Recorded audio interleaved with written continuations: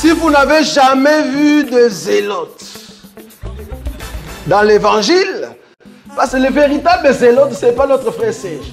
Moi, je suis un premier zélote. Amen. Acclamez pour la gloire de Jésus.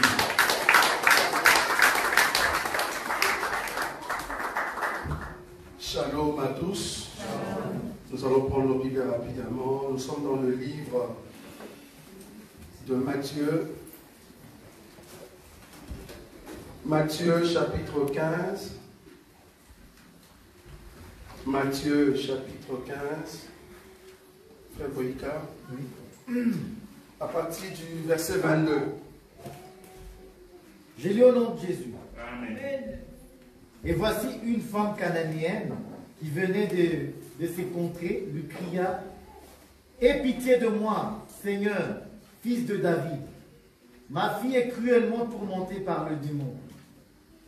Il ne lui répondit pas un mot, et ses disciples s'approchèrent et lui dirent avec instance: renvoie-la, car elle crie derrière nous. Il répondit: je n'ai été envoyé qu'aux brebis perdues de la maison d'Israël. Mais elle vint se prosterner devant lui, disant: Seigneur, secours-moi. Il répondit: il n'est pas bien de prendre le pain des enfants et de le jeter aux pieds des chiens, aux petits chiens. Oui, Seigneur, dit-elle, mais les petits chiens mangent les miettes qui tombent de la table de leur maître. Alors Jésus lui dit: femme, ta foi est grande, qu'il te soit fait comme tu veux. Et à l'heure même, sa fille fut guérie. Matthieu chapitre 10, versets 40 et 42. Matthieu chapitre 10, verset 42. 40 et 42. Oui, 40 à 42. 40 à 42. Celui qui vous reçoit me reçoit. Et celui qui me reçoit celui qui m'a envoyé. Celui qui reçoit un prophète en qualité de prophète recevra une récompense de prophète. Et celui qui reçoit un juste en qualité de juste recevra une récompense de juste. Et quiconque donnera seulement un verre d'eau froide à l'un de ces petits, parce qu'il est mon disciple, je vous le dis en vérité, il ne perdra point sa récompense. On répète encore cette écriture 40 à 42, Matthieu chapitre 10. Celui qui vous reçoit me reçoit. Et celui qui me reçoit celui qui m'a envoyé. Celui qui reçoit un prophète en qualité de prophète recevra une récompense de prophète. Et celui qui reçoit un juste en qualité de juste recevra une récompense de juste. Et quiconque donnera seulement un verre d'eau froide à l'un de ces petits, parce qu'il est mon disciple, je vous le dis en vérité, il ne perdra pas sa récompense. Parole du Seigneur. Amen. Que le Seigneur de gloire vous bénisse et bénisse votre présence. Nous croyons que le Dieu qui a prévu toutes choses depuis le commencement, il veut que tout un chacun de nous bénéficie de la grâce que lui il a prévue pour la journée d'aujourd'hui. Amen. Aujourd'hui, nous allons voir encore une nouvelle parabole. Comme vous le savez, nous sommes en train de voir plusieurs paraboles. Aujourd'hui, nous allons toucher la parabole des petits-enfants. Dans cette parabole, vous allez remarquer qu'il y a quelque chose de très important que Dieu va mettre encore dans nos cœurs. Remarquez l'écriture que nous venons de lire tout à l'heure, c'est-à-dire Matthieu chapitre 15, le verset 22. Il y a un élément très important, frère Boïka, qu'on a touché là-bas, qu'on aimerait encore voir. C'est très important parce que dans cette parabole de petits-enfants, vous allez remarquer que le comportement d'un enfant doit être le comportement d'un disciple. Un enfant inconscient qui accepte tout, qui aime tout, même si il est irrité, il continue à aimer. Ça, j'aime beaucoup chez les enfants. C'est un secret que toi, un vieux, tu ne peux pas l'avoir. Parce que toi, dans ton cœur, il y a encore des rancines, il y a encore des soucis, il y a beaucoup de choses dans ton cœur. Tu ne sauras pas être comme un enfant.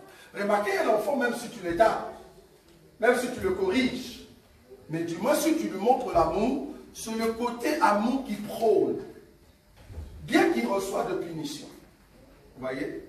Ça, c'est la nature d'un enfant. Très important. Il y a un élément dans le Matthieu chapitre 15. On répète encore cette écriture. À partir du verset 22, frère Boboïka. Et voici une femme cananéenne qui venait de ces contrées, lui cria, « Aie pitié de moi, Seigneur, fils de David. Ma fille est cruellement tourmentée par le démon. » Il ne lui répondit pas un mot. Et ses disciples s'approchèrent et lui dirent, avec instance, « Renvoie-la, car elle crie derrière nous. » Renvoie-la, car elle crie derrière nous. Ça, c'est la colère des disciples. Ça, c'est la colère des disciples. La femme peut entendre cela, mais elle cherchait quelque chose. Ça, c'est un enfant. S'il a besoin de quelque chose, même si tu le tapes plusieurs fois, s'il n'a pas encore reçu la chose, il reviendra. C'est cette femme qui revient plusieurs fois.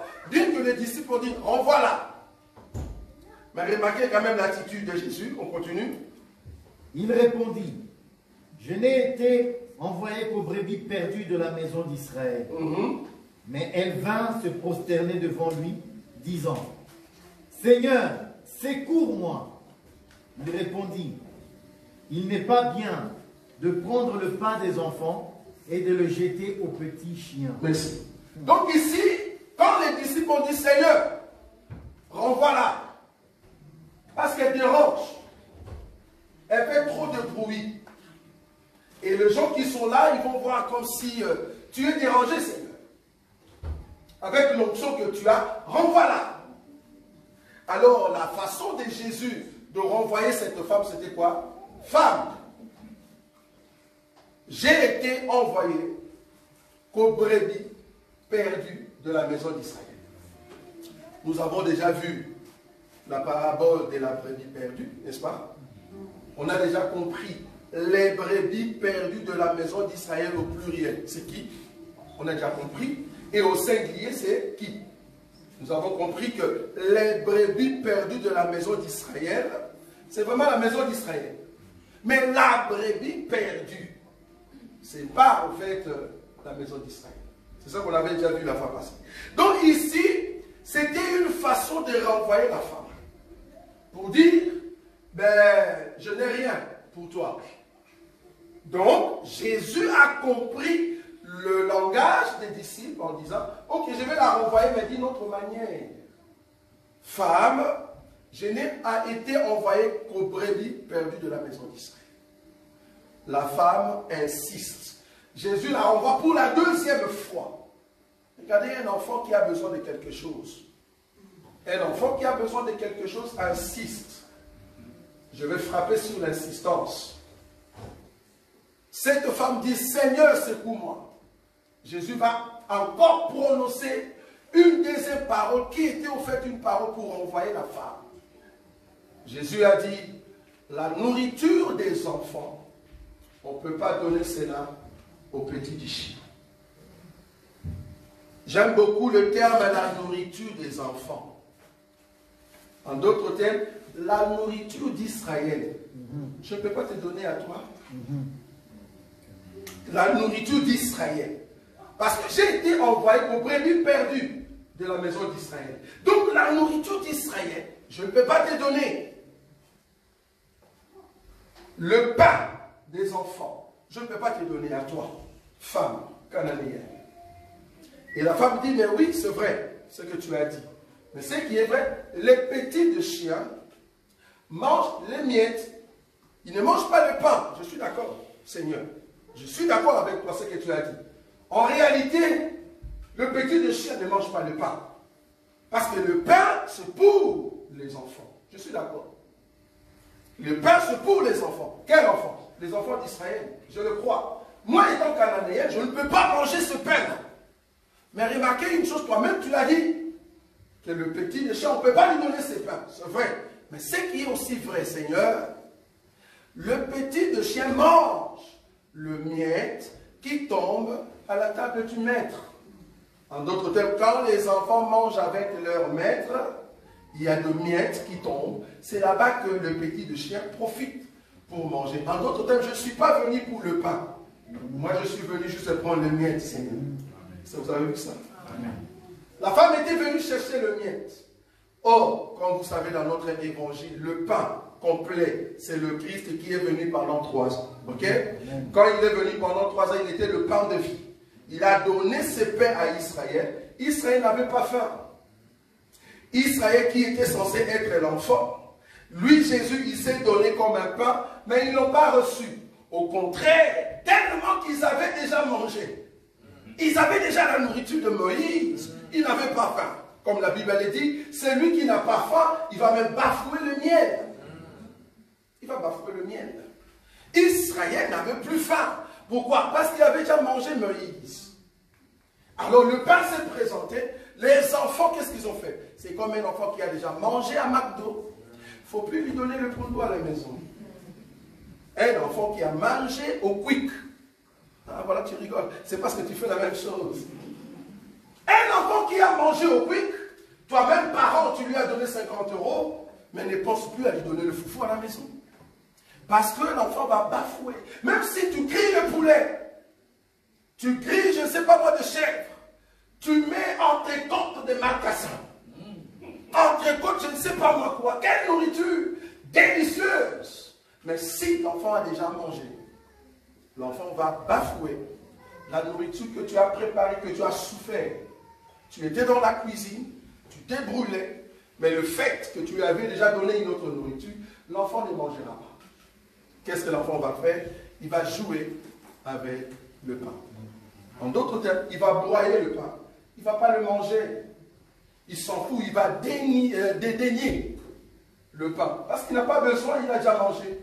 C'est ça Israël. Israël avait déjà mangé Moïse. Quand le Seigneur est venu comme pain de vie, Israël n'a pas mangé. Comme c'était un enfant, qu'est-ce qu'il a pris? Il a pris le pain, il a broyé. En d'autres termes, il a pris le Seigneur Jésus, il l'a amené jusqu'à la croix. On l'a frappé, on l'a tapé, on l'a coupé. Quand je dis coupé, c'est-à-dire flagellé.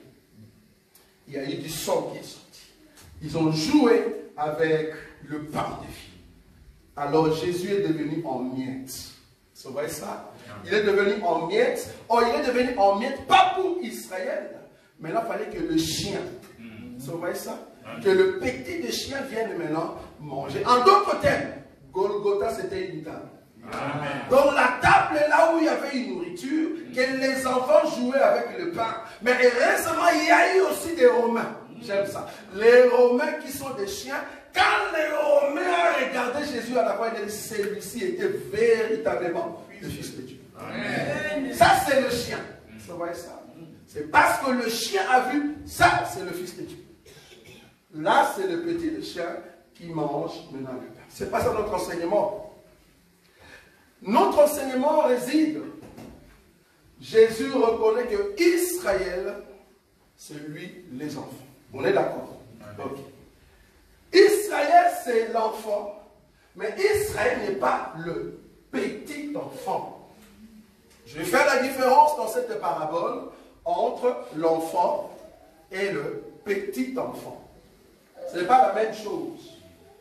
Israël était l'enfant, oui, mais le petit enfant. Quand on dit petit enfant, c'est-à-dire la personne qui parle, qui dit ce mot, il minimise ses enfants, il le met dans un rang inférieur, mais il les aime. Vous voyez ça?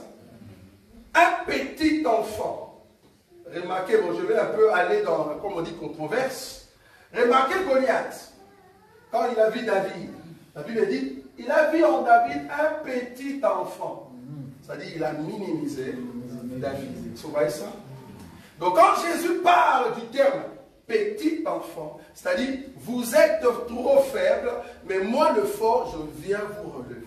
Amen. Vous voyez ça? Amen. Maintenant, on prend Matthieu. Matthieu chapitre 10, là où on était, frère Boïka. Je vais aller rapidement. On a beaucoup de programmes aujourd'hui. Je me dis, est-ce qu'on va vraiment arriver? Oui, mais c'est 40 et 42. Celui qui vous reçoit me reçoit. Oui. Celui qui me reçoit reçoit celui qui m'a envoyé. Très bien. Celui qui reçoit un prophète en qualité de prophète recevra une récompense de prophète.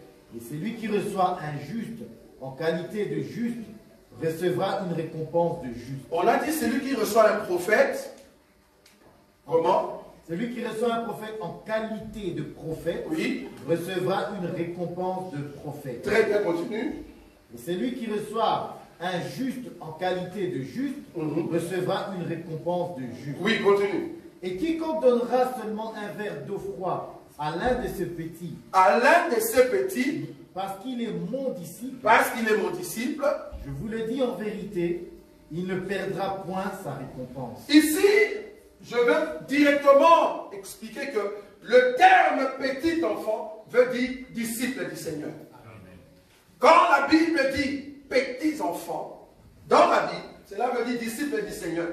Parce que vous êtes sans force, mais Jésus étant la force, il vient vous relever. Donc, Jésus qui explique que le petit enfant, le terme petit ici, veut dire quelqu'un qui a suivi mon enseignement et que j'ai encadré. En réalité, la personne n'était pas forte.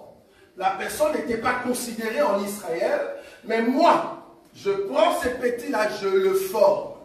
Quand Jésus dit, laissez les petits enfants venir à moi, ce n'est pas les petits enfants là. Amen. Si tu lis ça en français, laissez les petits enfants venir à moi, cela veut dire, tout enfant qui vient au Seigneur va aller au ciel. Même si c'était sorcier. C'est faux. C'est faux. Parce qu'un enfant ne peut pas recevoir Jésus, oui ou non. J'ai vu au Congo un enfant de 10 ans qui prêche. Et quelqu'un m'a dit, est-ce que cet enfant peut aller au ciel? J'ai dit, en tout cas, dans la Bible, je n'ai pas vu ça. Dans la Bible, ce que moi j'ai vu, c'est quoi? C'est quand les parents sont chrétiens, la prière des parents sanctifie l'enfant. Si les parents ne sont pas chrétiens, je vais scandaliser une personne, si les parents ne sont pas chrétiens, si les parents sont des sorciers, et que Jésus revenait, bien qu'ils ont un bébé à la maison, les deux parents sont sorciers, ou un des parents est sorcier, et l'autre est chrétien, là l'enfant est sauvé. Mais si les deux parents sont des sorciers, des païens, ils ne connaissent pas le Seigneur, ils sont encore des warriors. Un parent warrior. Vous vous imaginez? Ils dansent tout le temps les warriors à la maison. Ils font tout le temps des guerres sur TikTok. S'il y a un bébé à l'intérieur et que Jésus revenait, et les bébés restent. Amen. Ça c'est la Bible. Ne dis pas, ah, le bébé n'a rien fait.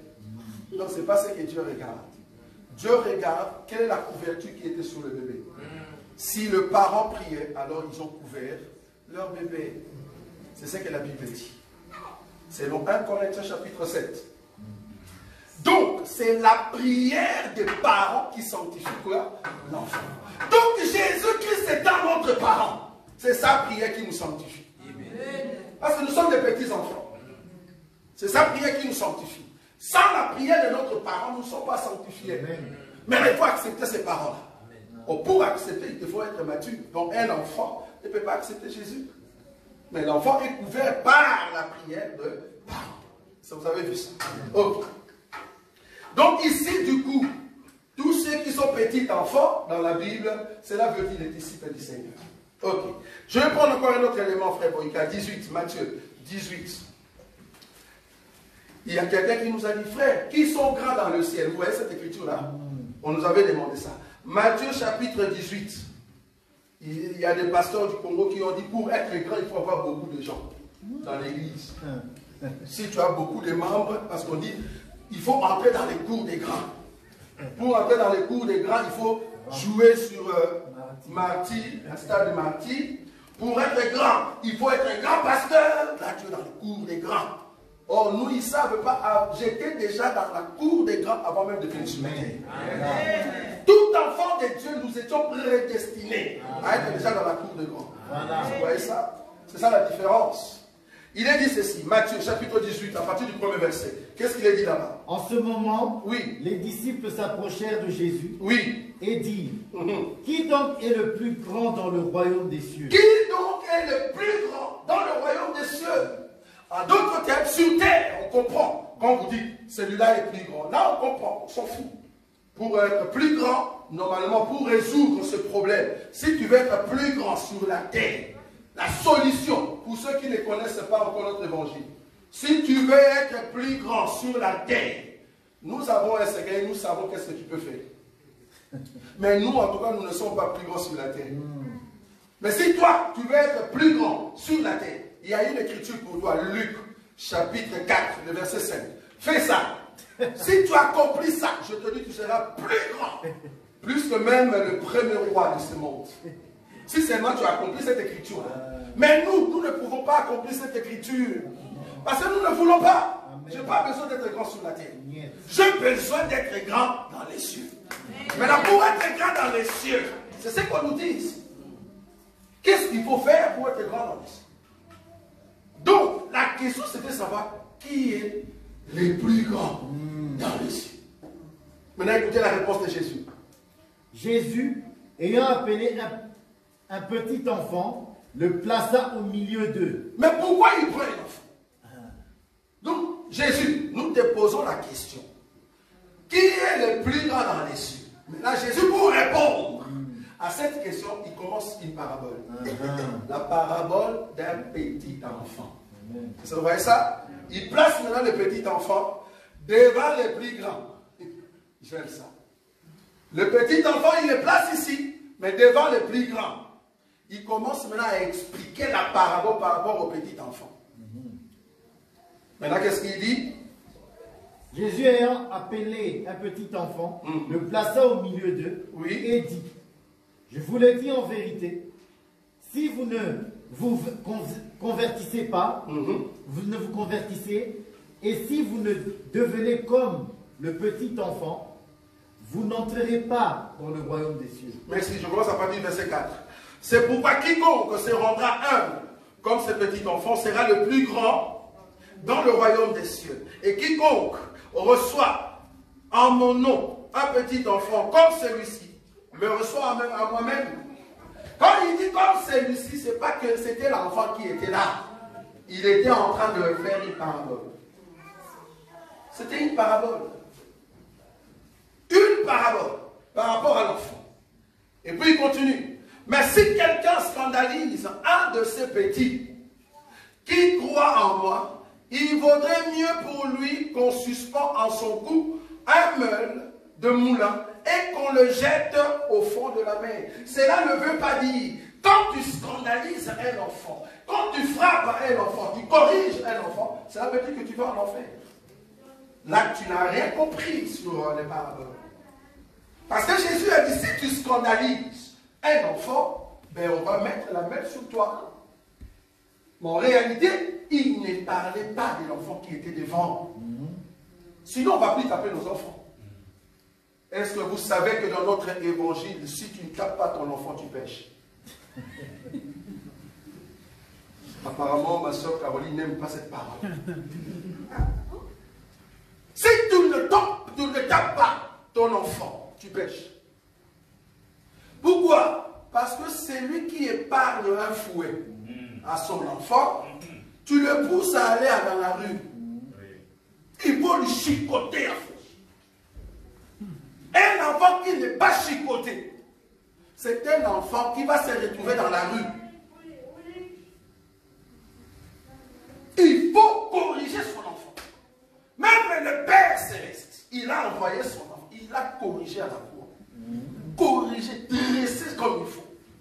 Jésus voulait dire, vous voulez fuir comme un enfant. Non, Père, j'ai rien fait. Est-ce qu'il y a possible que tu enlèves cette coupe? Ne me frappe pas, Seigneur.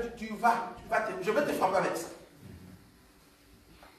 Il faut frapper son enfant. Et quand l'enfant est frappé, vouloir ou pas, cet enfant t'amènera la gloire. Amen. Jésus a été frappé, il a amené la gloire. Amen. Un enfant qui est bien corrigé, un enfant qu'on pousse tout le temps à l'école, un enfant qu'on dit qu'il ne faut pas traîner dehors à 22 heures, c'est un enfant qui va t'amener la gloire. Mais un enfant que tu dis toi-même, ok, fais comme tu veux. Quand tu dis à un enfant, fais comme tu veux, il va rentrer à 2 heures du matin et elle sera engrossée par n'importe qui. Et le père, vous ne connaissez pas d'où il est. Et l'enfant amène un cadeau à la maison. Vous étiez à 3, mais l'enfant vous amène encore un bébé. Pourquoi? Parce que tu étais lâche. Un parent doit être dur. Ça, c'est la Bible. Jésus va commencer à éduquer la masse à partir d'un enfant. Donc, l'enfant en question qui parle ici, ce n'est pas l'enfant que tu as à la maison. Ici, Jésus voulait donner un enseignement. Je saute parce qu'on n'a pas le temps. Je saute, je prends directement. Je prends l'écriture. Le verset combien? Je prends le verset. Donc je saute, je prends directement le verset 11. Car le Fils de l'homme est venu sauver ce qui était perdu. Que vous en semble si un homme a 100 brebis, c'est ce qu'on a lu la fois passée. Donc je saute et je prends directement le verset, voilà, le verset 7. Matthieu chapitre 18, le verset 7. Malheur au monde à cause de scandale, car il est nécessaire qu'il arrive de scandale. Mais malheur à l'homme par qui le scandale arrive. Si ta main ou ton pied sont pour toi une occasion de chute, coupe-le et jette-le loin de toi. Mieux vaut pour toi entrer dans la vie boiteux ou manchon que d'avoir 2 pieds et 2 mains et d'être jeté dans le feu éternel. Donc ici, le Seigneur, quand il a commencé à enseigner par rapport à cet enfant, il voulait juste amener le peuple de Dieu qui était là, les comportements, les qualités de l'enfant. C'est ça, au fait, ce que tu dois mettre en pratique, toi étant disciple. Étant disciple du Seigneur. Nous sommes grands parce que nous sommes les disciples du Seigneur. Amen. Parce que Jésus que nous servons est grand. Je vais prendre une autre écriture. Matthieu chapitre 25. C'est là-bas que je vais clore parce qu'on n'a pas le temps. Ça court très vite. Matthieu chapitre 25. À partir du verset 40. Juste les 40 et 45, frère Louis. 40 et 45. Oui. Et le roi leur répondra, je vous le dis en vérité, toutes les fois que vous avez fait ces choses à l'un de ces plus petits de ses frères, c'est à moi que vous les avez fait. Le verset 45. Et il leur répondra, je vous le dis en vérité, toutes les fois que vous n'avez pas fait ces choses à l'un de ces plus petits, Oui. c'est à moi que vous ne les avez pas fait. Ici, Jésus fait une illustration. Il dit, à chaque fois que vous donnez à manger, à chaque fois que vous recevez les gens, en réalité, ce n'est pas n'importe qui. À chaque fois que vous recevez des serviteurs ou un enfant de Dieu, parce qu'en lui, il y a ce qu'on appelle la grâce. À chaque fois que vous le recevez, c'est comme si vous étiez en train de recevoir le Seigneur. Donc, il y a une bénédiction liée à cela. Mais à chaque fois que tu ne le fais pas, il y a une malédiction liée à cela. En d'autres termes, cela ne veut pas dire ouvre ta porte pour que les enfants de Dieu commencent à venir tout le temps. Ce n'est pas ce que je dis. Sinon, tu vas embrasser n'importe qui. Si tu ne connais pas encore qui est qui, et surtout si vous n'avez pas un bon enseignement. Parce que tout le monde aujourd'hui est chrétien. Nous, dans notre évangile, tu peux dire que tu es chrétien, c'est bien. Mais si nous ne voyons pas les œuvres de la chrétienté, nous sommes désolés. Être chrétien veut dire mettre en pratique la parole de Christ. C'est ça être chrétien. Ce n'est pas venir à l'église. Non, ce n'est pas venir à l'église. L'église est un endroit où on vient se regarder. Qui est chrétien? Celui-là est suspect. Vous voyez ça? Parce que quand nous entrons dans la dimension spirituelle, Dieu nous ouvre les yeux pour voir. Amen. Et là, nous voyons des choses. Vous voyez ça?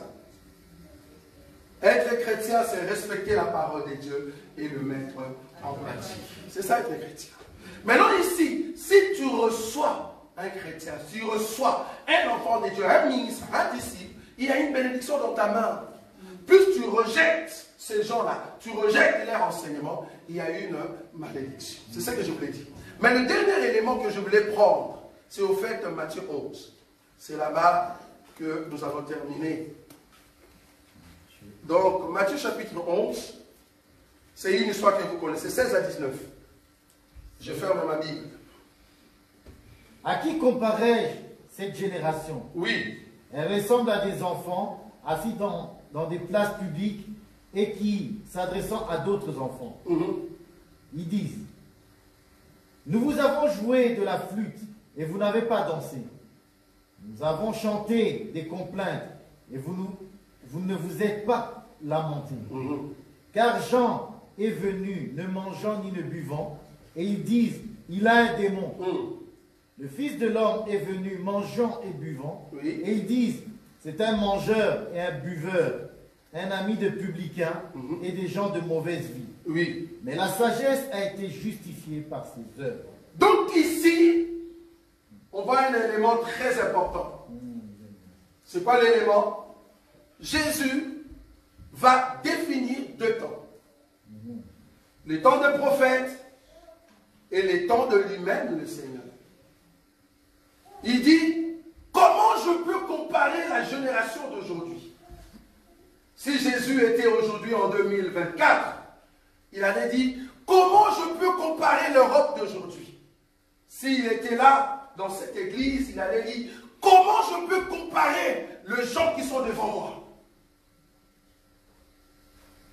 S'il fait une campagne d'évangélisation dans Martyr, et il prend cette écriture, il a dit, comment est-ce que je peux comparer tout ce monde qui est venu me voir?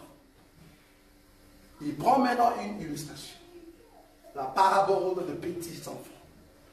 Il dit, cela est semblable aux enfants qui parlaient aux autres enfants. Qu'est-ce qu'ils ont dit ces enfants-là? Donc il y a deux enfants, deux sortes d'enfants. Est-ce que nous sommes d'accord? Il y a des enfants qui sont d'un côté et il y a d'autres enfants qui sont de l'autre côté. Je me redis, les deux enfants sont deux temps. C'est deux temps. Maintenant, les enfants qui étaient d'un autre côté, ils disaient aux autres, mais nous avons chanté des cantiques de joie, mais vous là-bas, vous n'avez pas dansé. En d'autres termes, les chants, c'était nous. Mais la danse, ça devait être vous. Mais vous ne l'avez pas fait. En d'autres termes, nous avons parlé dans les cantiques. Mais vous n'avez pas bougé. Vous voyez là où je suis. Et puis il change de langage. Ok. Peut-être quand nous avons chanté dans le chant de joie, on a compris, peut-être que vous n'étiez pas dans la joie. Ok. On a changé les chants. Maintenant, nous avons pris les chants de deuil. Nous avons pris les chants de complaintes. Au lieu de pleurer, vous n'avez pas pleuré. Donc apparemment, vous êtes ni chaud, ni froid. On a chanté pour rire, vous n'avez pas ri. Donc on a changé. On a chanté pour pleurer, vous n'avez pas pleuré. Remarquez que ceux qui chantent, ils sont de ces côtés. Et ceux qui agissent, qui réagissent, ceux qui réagissent au chant sont de l'autre côté. Ils devaient normalement réagir par rapport au chant de rire ou soit au chant de lamentation. Mais ils n'ont pas réagi.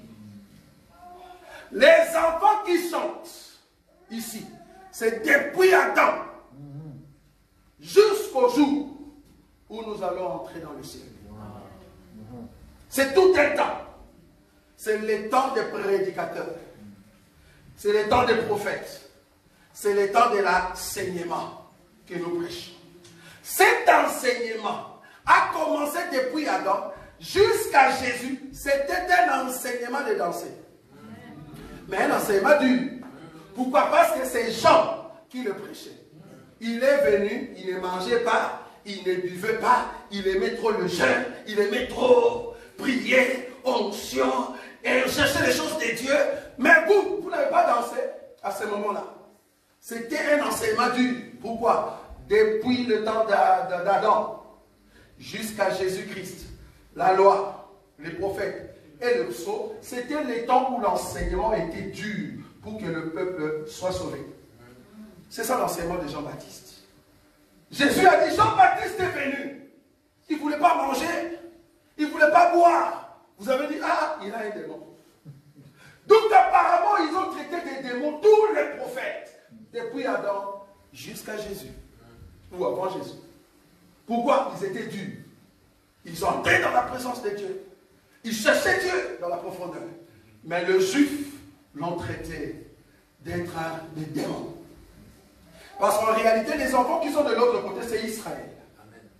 Et les enfants qui chantent, c'est nous. Alors nous avons changé maintenant les cantiques.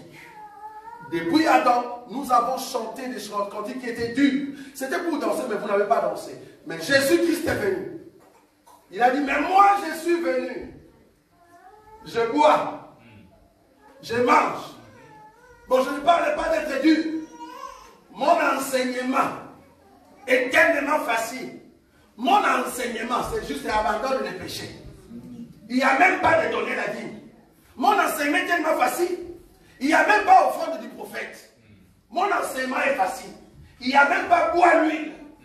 Mon enseignement, c'est très facile. Il n'y a même pas prendre un mouchoir. Commence à prier. Commence à chanter dessus. Et mets sur la tête. Il y aura une onction. Mon enseignement est tellement facile. Mais vous avez dit, ah, voilà. Lui, c'est un ami de publicain. Alors Jésus va interpréter que son enseignement qui était facile, c'est un enseignement de deuil. En d'autres termes, son enseignement annonce un mort. Mais l'enseignement des Juifs annonçait un chant. Or, un chant, comme maman Adine a dit, on chante quand il y a le bébé qui arrive. Israël dansait parce que le bébé devait arriver qui est Christ. Mais nous ne chantons pas.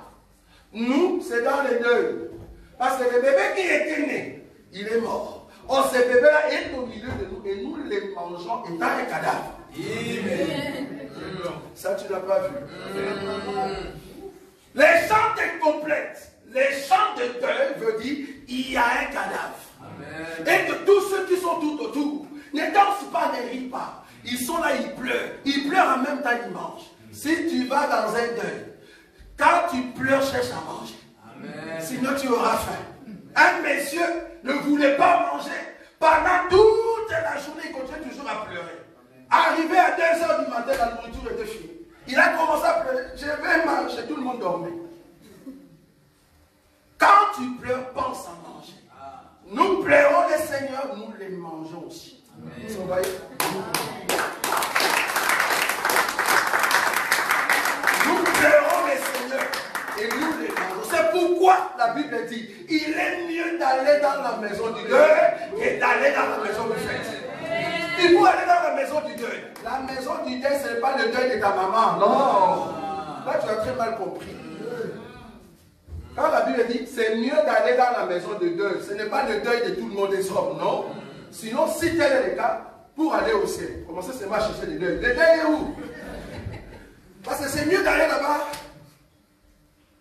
Quand on dit il est mieux d'aller dans la maison du deuil, cela veut dire cherche d'abord où se trouvent les cadavres. Parce qu'en réalité, là où il y a les cadavres, c'est là-bas que les aigles entourent. C'est là-bas que les aigles entourent. Parce qu'il y a un cadavre. Mais remarquez, quand les aigles mangent les cadavres, ils les mangent. Quand tu viens chercher les cadavres, tu ne vas plus trouver. Où se trouvent les cadavres? C'est dans nos ventres. En d'autres termes, tout disciple de Jésus est un sépulcre vivant. Amen. Pourquoi? Parce que nous portons le Seigneur dans notre ventre. Si tu as Jésus en toi, tu es un sépulcre vivant. Alors nous chantons des cantiques de complète. Je pleure, mais en même temps j'ai mangé le Seigneur. Le message de la grâce, c'est un message qui change de vie. J'aimerais quand même exhorter une personne, parce qu'on n'a pas le temps. Selon Ecclésiaste chapitre 3, frère Boïka. Ecclésiaste chapitre 3, on prend le premier verset seulement. Ecclésiaste 3. 3. Ecclésiaste chapitre 3, verset. Le premier. Il y a un temps pour tout. Un temps pour toutes choses sous les cieux. Continue. Un temps pour naître, un temps pour mourir. Oui. Un temps pour planter, un temps pour arracher ce qui a été planté. Oui. Un temps pour tuer et un temps pour guérir. Oui. Un temps pour abattre et un temps pour bâtir. Continue. Un temps pour pleurer et un temps pour rire. Continue. Un temps pour se lamenter et un temps pour danser. Merci. Il y a un temps pour tout dans la vie d'une personne. Selon notre enseignement sur la parabole de petits enfants, ces petits enfants qui chantaient, ils nous donnent un enseignement très important pour dire il y a un temps où On peut danser, mais il y a un temps, il faut se retirer pour pleurer. Dans la doctrine, cela veut dire, il y a un temps pour rire, mais il y a un temps pour se lamenter. Tu ne te lamentes pas pour les autres, mais tu te lamentes de ta propre vie. Qu'est-ce qui ne va pas? Qu'est-ce qui ne va pas dans ta vie? Je sais que tu as ri quand il y avait la bénédiction de la part de Dieu. Je suis d'accord. Quand Dieu t'avait donné une maison, Dieu t'a donné une voiture, un travail, gloire à Dieu. Dieu t'a donné un enfant, gloire à Dieu. Des amis, de relations. Tu as retrouvé tes parents, gloire à Dieu. Mais après, quand tu rentres dans la chambre, quand tu te regardes devant le miroir, c'est vrai que tu as déjà dansé, tu as ri. Mais quand tu te regardes devant le miroir, qu'est-ce que tu vois? Vois-tu réellement la vie éternelle? Parce que pour voir la vie éternelle, il faut commencer à pleurer. Qu'est-ce que tu vois? Qu'est-ce que tu vois dans ton cœur quand tu regardes le miroir? Est-ce que si le Seigneur revenait, on peut en tout cas se cacher devant les hommes, mais devant Dieu, quand on est devant le miroir, on se dit, waouh, si Jésus revenait, là c'est le temps de se poser des questions éternellement. Bizarrement, nous sommes dans une génération où tout le monde nous dit, Jésus, vos Jésus là, ce n'est pas les bons Jésus. Suivez un peu notre Jésus, nous avons un autre Jésus. Nous avons une autre manière de vous présenter Jésus. Mais il n'y a personne. Il n'y a personne qui nous dit, il y a aussi une autre manière de voir Satan. Satan reste toujours le même. Si tu vois quelqu'un qui ne met pas en pratique la parole de Dieu et qui t'amène un autre Jésus, comprends que cette personne est animée par Satan. Elle est animée par Satan. On ne peut pas t'amener un autre Satan. Satan reste toujours Satan. Même ceux qui sont dans la franc-maçonnerie, dans la sorcellerie, Satan est toujours Satan. Mais avec Jésus, ils vont mettre des doutes. Est-ce que vraiment là où tu pries, c'est bon? Est-ce que là où tu vas chaque dimanche, est-ce que c'est bon? Je me vous dis, comme nous le disons toujours, partout dans le monde que tu vas aller pour prier, il y a seulement deux choses qui prouvent que tu es dans un bon endroit. Deux choses. Il n'y a pas trois. Pour comprendre que tu es dans un bon endroit, que là-bas, si tu continues, tu vas aller au ciel. Il n'y a que deux choses. La première chose, c'est le robinet. L'homme de Dieu qu'on a placé là-bas. L'ange que Dieu a placé là-bas. Il faut les regarder. Pose-lui des questions. Les hommes de Dieu d'aujourd'hui, ils se sont créés des barrières pour que tu n'ailles pas voir dans sa vie privée. Si tu poses des questions, qui es-tu d'abord? Il y a des gars d'accord. Qui es-tu? Ils se sont créés des barrières pour que tu ne regardes pas à l'intérieur. C'est quoi? Un robinet, mais contrôlé, enfermé par des cadenas. Donc à chaque fois que tu viens ouvrir l'eau, il faut qu'on ouvre avec la clé. C'est comme si c'était de forage au Congo. Au Congo, il y a du forage. C'est-à-dire on va forer et on trouve l'eau, on met un robinet, mais il faut cadenasser. Vous voyez? Sinon tout le monde va prendre. Un robinet, mais cadenassé. C'est ça les hommes de Dieu aujourd'hui. Alors qu'un homme de Dieu doit être l'eau pure. Venez à moi, vous tous qui êtes chargés et fatigués, je vous donnerai du repos. Venez boire gratuitement. Nous devons boire gratuitement auprès des hommes de Dieu. Mais ils ont mis des cadenas. Tu ne peux pas regarder sa vie. Quand le robinet est fermé comme ça, comment est-ce que tu vas boire de l'eau? Un pasteur qui n'est pas qu'on pose des questions à l'église. Il dit quelque chose, il ne faut pas poser des questions. Toi, écoute seulement. D'ailleurs, tu es quoi? Ah non, je suis croyant.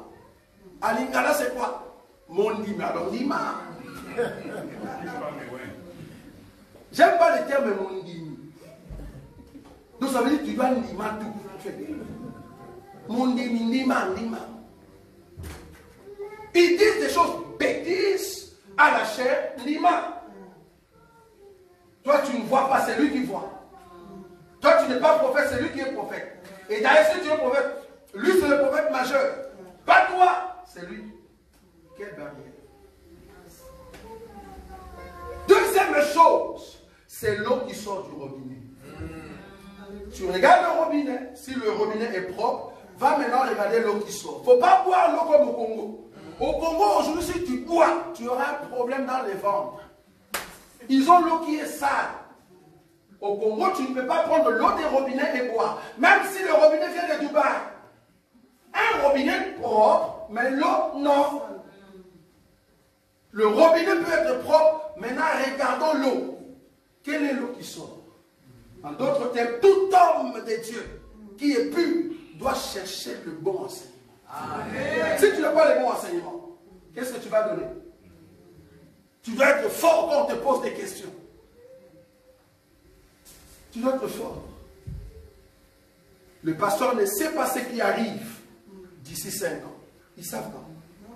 Oh, tout est dans la Bible, il suffit seulement d'avoir l'œil. Par le Saint-Esprit. Il ne voit pas. Heureusement que nous, on a la grâce de Dieu. Le Saint-Esprit nous guide. Donc, le robinet et l'eau. Si le robinet est sale, ne bois pas. Si l'eau est sale, ne bois pas. Je recherche le robinet pur et l'eau pure. L'eau pure, c'est l'enseignement des prophètes et des apôtres. Amen. Quand tu écoutes cet enseignement, ça change ta vie. Ce n'est pas l'enseignement des dîmes. Dîmes, c'est un ancien enseignement. Aujourd'hui, un homme de Dieu ne peut pas recevoir l'impôt qu'on appelle le dîme. Non. Non. Offrande du prophète, l'huile d'olive, mouchoir, des parfums. Il y a d'autres qui sont partis trop loin, des bracelets, de fils, de mouchoirs, avec des photos à la maison de l'homme de Dieu. Quand tu es malade, prends la photo de cet homme de Dieu, pose sur le malade. Est-ce que vous croyez que Satan, même si quelqu'un tombe dans son église, faut le guérir? Qu'est-ce que tu crois? Mais nous ici dans notre évangile, si tu prends une photo, tu mets sur les malades ne seront pas guéris. Non? Ne sera pas guéri. Pourquoi? Parce que nous ne croyons pas à ça. Or, la foi vient de ce qu'on attend. Or, tout ce que nous attendons, il n'y a que Jésus qui sauve et qui guérit. Donc, il n'y a pas une photo qui guérit bien. C'est seulement Jésus. Amen. Nous sommes debout, nous acclamons le Seigneur.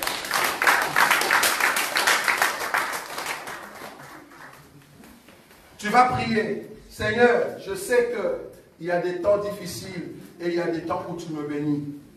Je veux que mon cœur se prépare pour chaque événement, chaque circonstance, chaque situation qui peut arriver dans ma vie. Je veux que tu me donnes la force. Commence à élever la voix maintenant. Élève la voix. Dieu te voit. Toi qui nous donnes la force de ceux qui se font. Toi qui nous donnes la force de traverser ces déserts. Seigneur, accorde-le. Parce que nous avons vraiment, alors, Seigneur, comme tu as dit, si cela ne fait pas, je ne pourrai pas. Seigneur, si cela ne fait pas, lève la voix devant le ciel. C'est la vérité. Nous avons vraiment très bon besoin. C'est parce que nous savons que tu reviens. Seigneur, laisse que ta parole soit la lumière, la lampe à nous. Jésus, merci. Merci pour ta grâce que tu as manifestée à notre égard. Merci pour la parole. Une parole qui touche nos cœurs. Une parole qui change nos vies. Parce que tu es le Dieu grand et béni. Nous croyons à la puissance de ton nom et à tout ce que tu fais, parce que tu es le roi des rois. Bénis ce peuple, Jésus. Ramène-nous, Seigneur, dans notre identité éternelle, afin que nous puissions rentrer à la maison. Nous savons que nous passons une génération très difficile, mais cependant, toi, tu viens nous chercher pour qu'on rentre à la maison. Ton peuple a besoin de toi parce que tu es le Dieu élevé, le roi des rois. En ton nom, Jésus-Christ, que nous avons ainsi prié. Amen. Nous acclamons les